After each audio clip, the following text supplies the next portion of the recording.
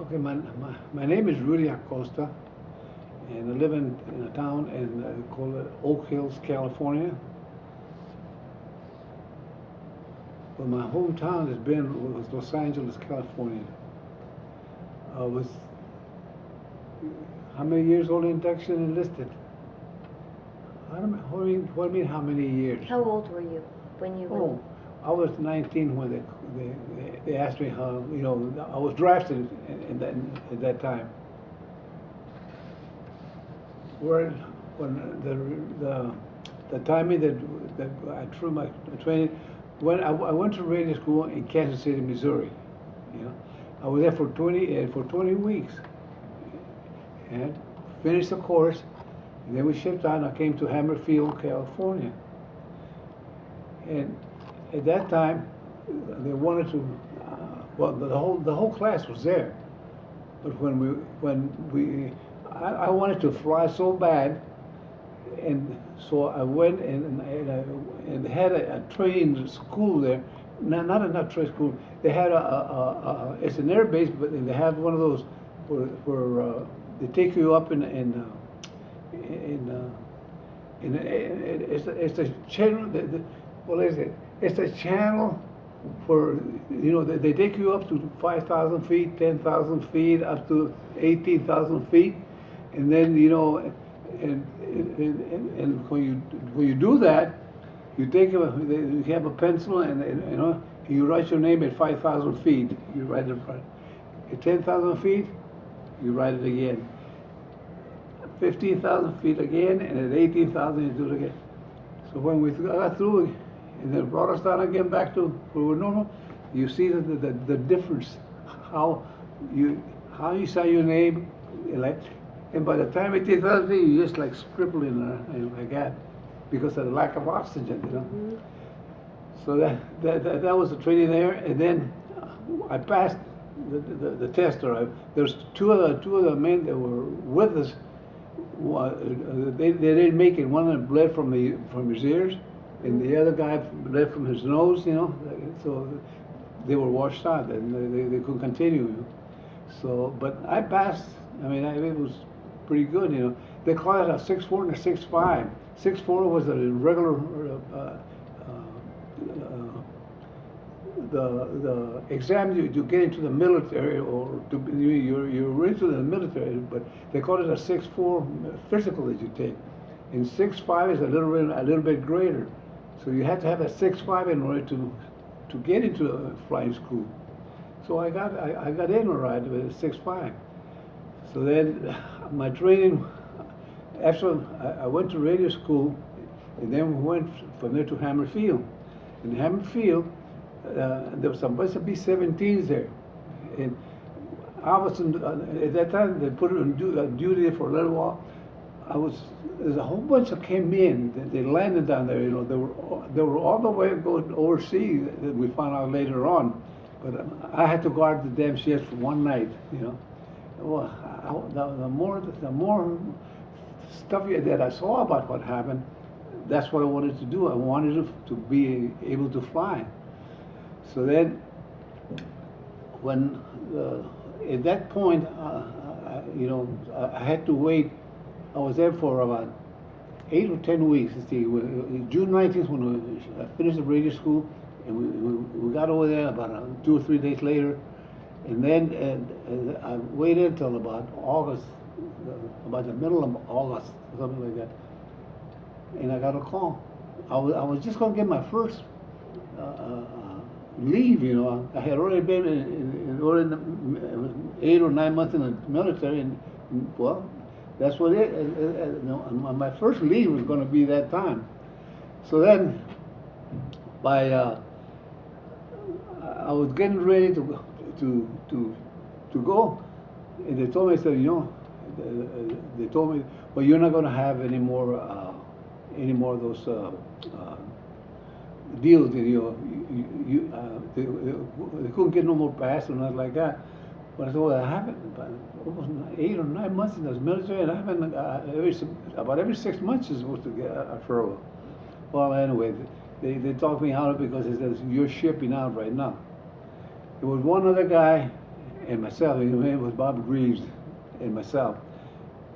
We got on a train, and we shipped to Nellis Air Force Base in Las Vegas, Nevada. At that time, it was just an air base.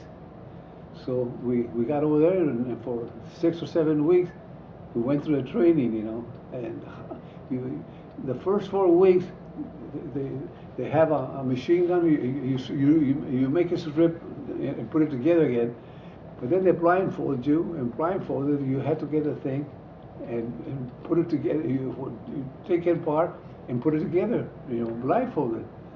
So we did that, and then after that, all the training you wanted. We had the spare gun sight, and how to make the thing work the right way, So we all got the training there, and the first thing that we had to do, I had to go to right there. They had like you go to a carnival or something, and they got a bunch of ducks going like that, back and forth like that. So it's with a BB gun, and we shot with a BB gun, but it was a machine gun with BBs, And you shoot at it and shoot at it. That's the first time we got a shot at something like that. And then from there we went to a 22, and we shot the same thing. So that's the way. And then we graduated. We went to the actual shooting, and then in order to get the training, they put us in. You heard of Indian Springs? It's about where the first atomic bomb was made. It's an air base over there. So we went down there, and the first time you get to fly in '86 for 2 weeks. We fly on a B-20, like that, over and over again. And when you're ready, and you're fighting, and the one after the other like this, your turn to go over there. And there's a target ship that goes like that, and it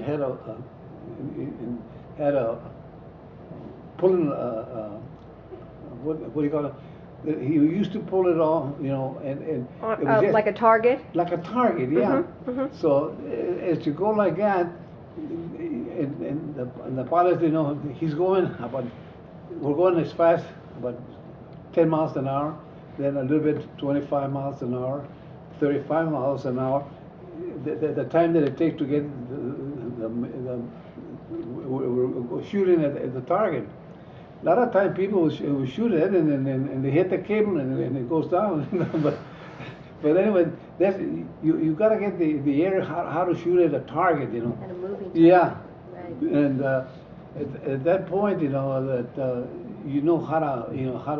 how to handle it. The percentage was about 10.8.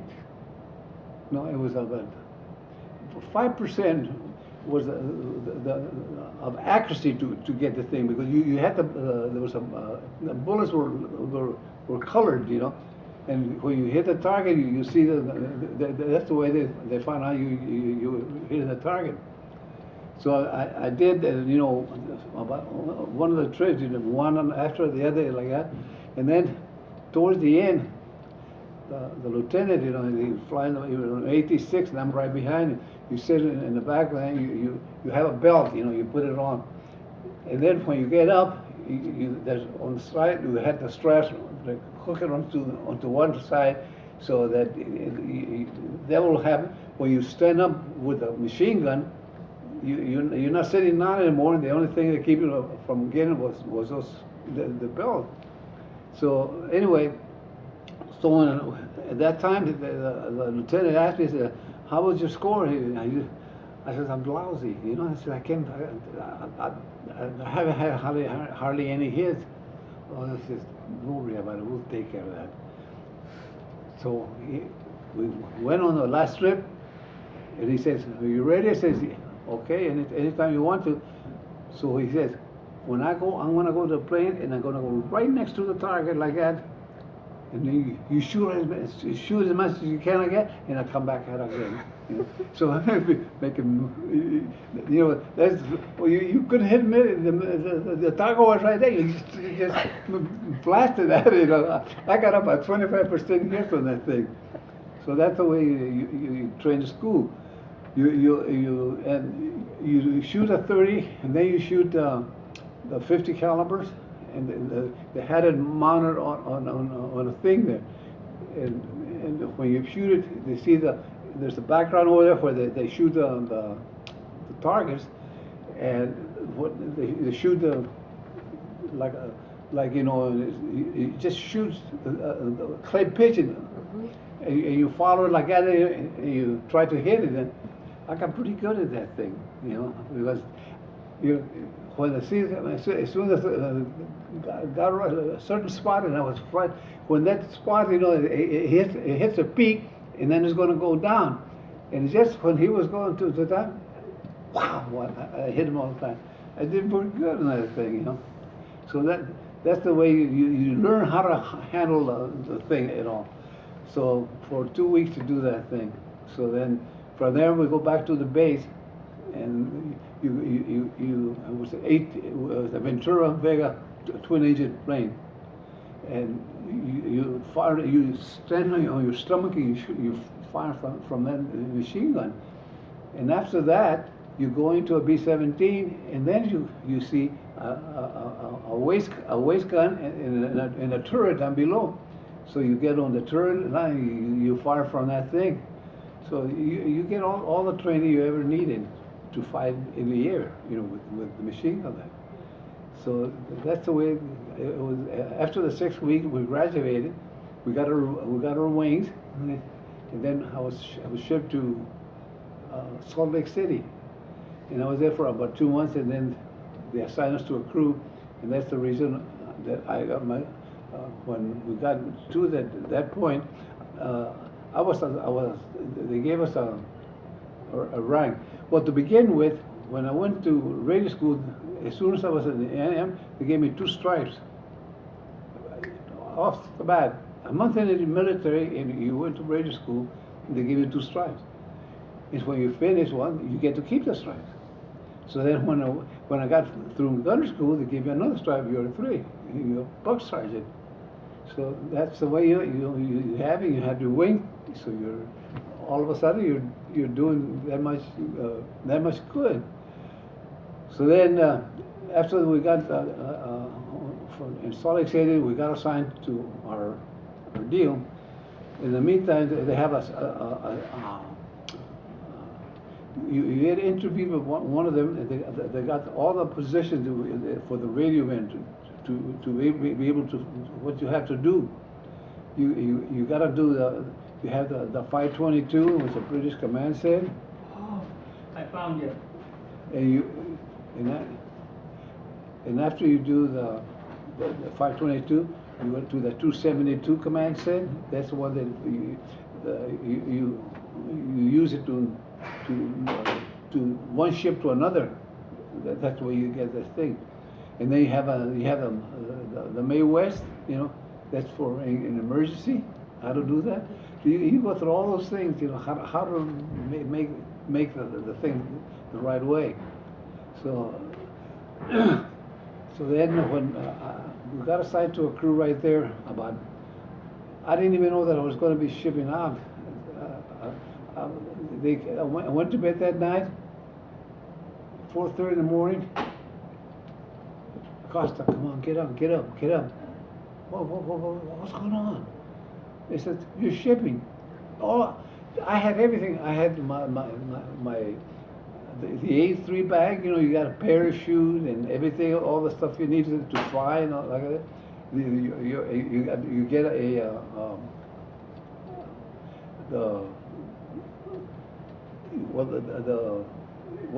you get the harness to put it on, and the parachute, you got the clips like that. You take it and you put it on and you click it on, I guess, and you got a belly. It's right on your belly. So then we got all that, I had 2 Bears bag and the B4 bag and the A1 for all the equipment. here you are at 4:30 in the morning, you know you're shipping or nothing, they put you on, and I had to get go about a mile and a half to the end of the runway out there where we were supposed to go. Well, we got to bed together about 6 o'clock in the morning there. That's where I met the crew, everyone, the 6 enlisted men, they were there. So then, we didn't know who those officers were until we shipped out. We went to Wendover, Utah. We're supposed to have our training there, but we were only there 1 week. We didn't really, do anything there because we were just like on hold. Well, after a week, we shipped out. I found out later what was all about. The reason they shipped us out because at that time the atomic bomb was already to be, and they used that base there because it's so you're right in the middle of nowhere over there. No. You just peek here, peek there. You have a lot of salt flies, stuff like that. Nobody around could even spy on you. So that's the reason we shipped out. We went to the. What do you call it? We went from that Wendover, Utah. We got on a train, and we came to Marshfield in California. It's only 60 miles from home. It was really good. So that's where we got to train right there. And then the pilot came in, the navigator came in, the bombardier came in, the co-pilot. We all got together. That's the first time we got the whole crew all together. So after that, it was fine.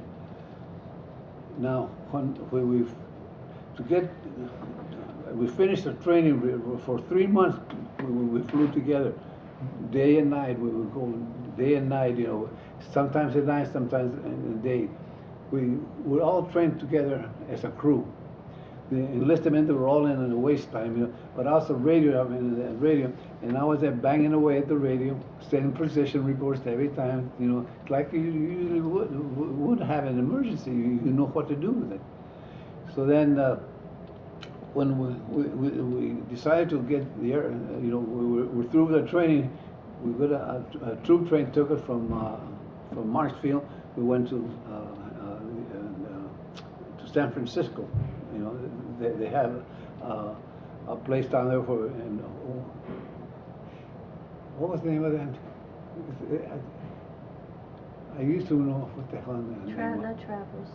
The what? Just Traverse Air Force. No, it wasn't Traverse. It was just it was an airfield, and that's where we were supposed to go down there, and we were there for about 2 weeks, and then you get to fly the craft, and that's the one at that time there was going to be an aeroplane. So then we went ahead and we got all the shots we need. They give you shots for all the shots you're going overseas, and then from that point we just got into the top of the plane, and we flew across the country. We went and we stopped in Scottsdale? No, not Scottsdale. What's the name of the? What's the airport there? In where? Let's see. Did you go across the country and then to Yeah, we went to the air base down there, which is the airport there now, is big one, Sky Harbor, I think they call it.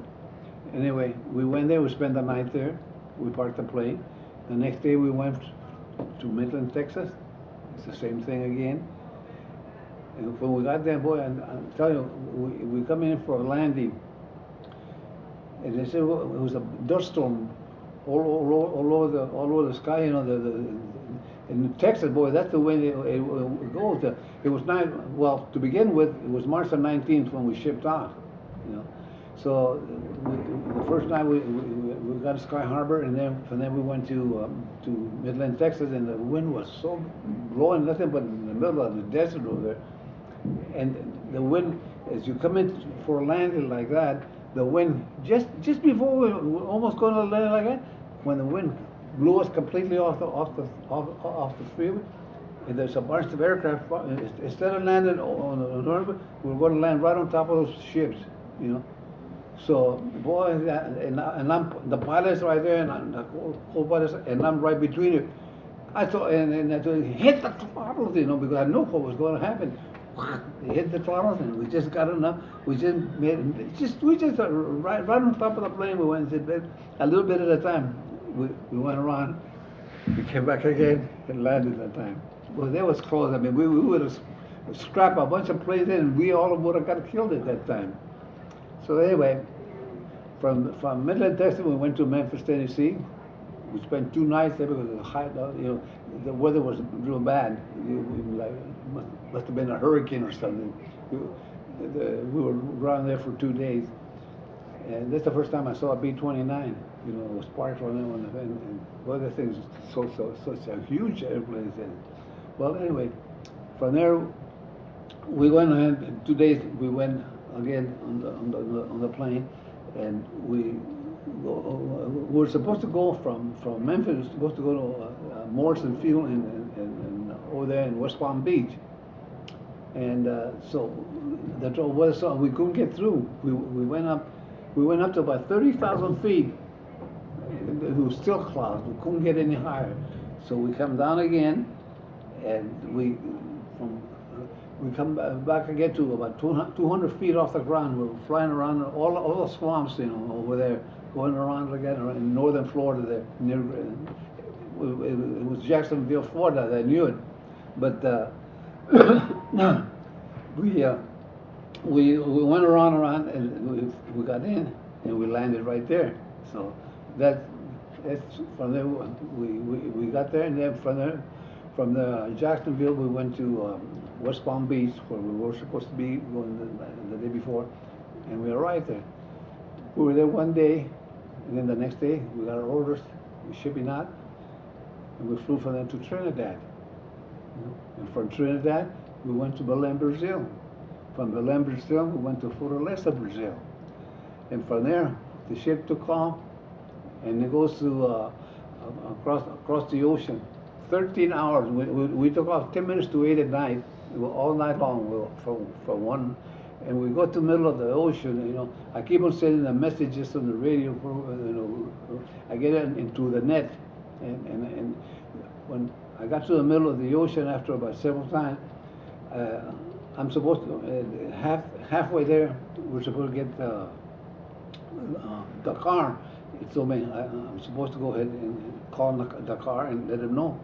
So I did. I called him out, and they accepted him in the net. So I called back in Brazil. And I said, "Okay, now you can drop me." He says, "I'm already going into the car." So and just as we were going to go land in the car, we're trying to see the ocean because the navigator, you know, we were right. You knew where we were, but the gas was coming down so low. The engineer, I asked him, he says, "Hey Phil, how much gas we got?" There's 4 deals, I guess, with one for one of the engines. He said, "I don't think we got any gas left. I think we're flying on fumes." Mm-hmm. So, we just barely got to the runway. We landed, and then we just went to the end of the runway. One engine quit.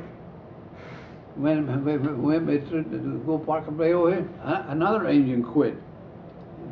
That's how close we came to going into the ocean, because at 12 planes we took off in different versions. You know, everybody was on his own, but 12 ships they took off that night, going in the same direction.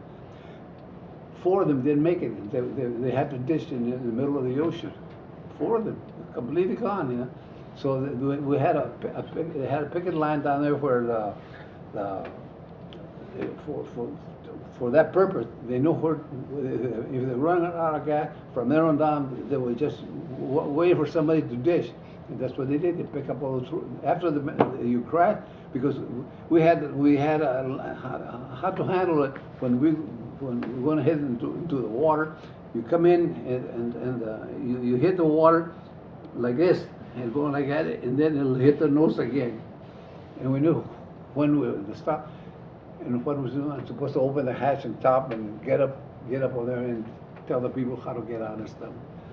So we learn all that how, when you dish in the ocean or like that, what to do. You know.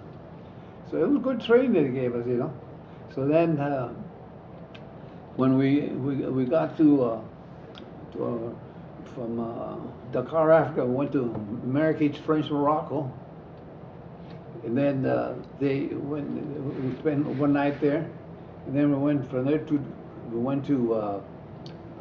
the Atlas Mountains that have there, about 50 feet high. You know, they're so high, and there's a way to get through, and you go through a pass like that, and you go around it. You know, and the pilot didn't know. I said, how come? He didn't know what to do.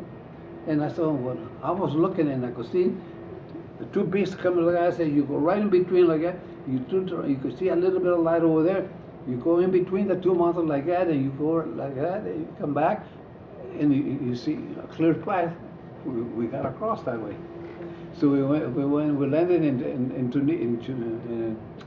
Tunisia there, and I told him, I said, you're not supposed to, you know, I get from my radio. They told me what we were going to do, you know, and he told us what our job was, what we had to do in case we, you know, whatever. They want to make sure that you know, that besides the pilot and the rest of it, and me and be a radio operator, I'm in communication all the time. So they told me what to do, and so he went and landed. I said, you're not supposed to land. He said, he didn't answer me. He just let me go ahead. Went in part of the way. He went over there. He came back. The navigator went with him too. He got shoot ass over there. He really got shoot ass because he wasn't supposed to land there. You know? Well, from there we took off and we went about maybe 25 miles out in the open there. And that's the point where Ramos, all the prisoners from they had that war, and there was about 100,000 places there where they were all trapped. They could go no place. They took them and they took all those prisoners out of there, but there was an air base there. But it was a dirt runway, and it was just a little tower, and it's got a tunnel, you know, like you see in some of the planes, you know, they don't have a tower, but they tell you which way the wind is blowing. A windsock? Yeah, like a windsock, like that, yeah. So we landed there, you know. He got his orders again, and then from there we took off. We didn't know where we were until we got there. You know, he never told he's the only one where we were going. So every time we made like that, he always used to, after we get landed, then he told us when we had to land there. Okay, fine. Well, we took off and went across the Mediterranean like that, you know, and we landed in Manduria. That was the headquarters for the 450th Bomb Group. We were supposed to go, and we were supposed to be there. And because to begin with, that's where we were supposed to be, but the day before, that was, we got there, it was April the 5th, you know. The day before, the 17th, from the 449th, 7 ships went down. They went into a target in Bucharest, and they didn't have no fighter, no fighter escort, because the fighter didn't give us the escort until a little bit later in the year, you know. But you're on your own for about 45 minutes before you hit the target, and we don't have any aircraft. I mean, we don't have any of the fighters with us. So anyway, they went to Bucharest that time, the day before, and 5 of the planes that were from the 449th and the 719 Bomb Squadron. We had the 716, the 717, 718. You know, they're all separate like this. You know, we're in the 719. Well, the 719, that's where we were, because the 5 of them ships went down the day before. and 2 more from the other 2.